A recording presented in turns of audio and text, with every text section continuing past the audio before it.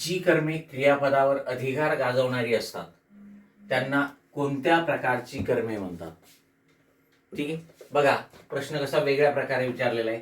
जी कर्मे क्रियापदावर अधिकार गाजवणारी असतात त्यांना कोणत्या प्रकारची कर्मे म्हणतात? अप्रत्यक्ष कर्मे, प्रभावी कर्मे, प्रत्यक्ष कर्मे, पूरक.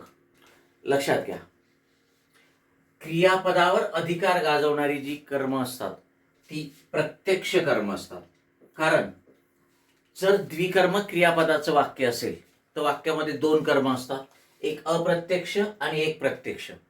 अप्रत्यक्ष कर्म जे आहे, ठीक आहे, हे व्यक्ती किंवा प्राणीवाचक असते आणि त्याची विभक्ती ही संप्रद आणि चतुर्थी असते. आणि प्रत्यक्ष कर्म जे आहे त्याची विभक्ती प्रथमा असते.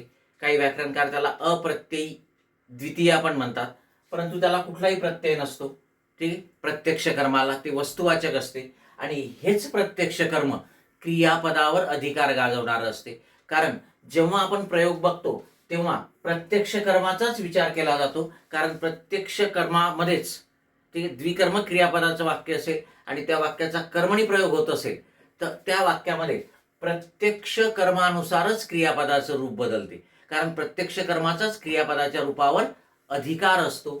त्याच प्रत्यक्ष कर्मानुसार ठीक आहे क्रियापद बदलत असते आणि म्हणून आपलं उत्तर आहे प्रत्यक्ष कर्म. Okay, yes.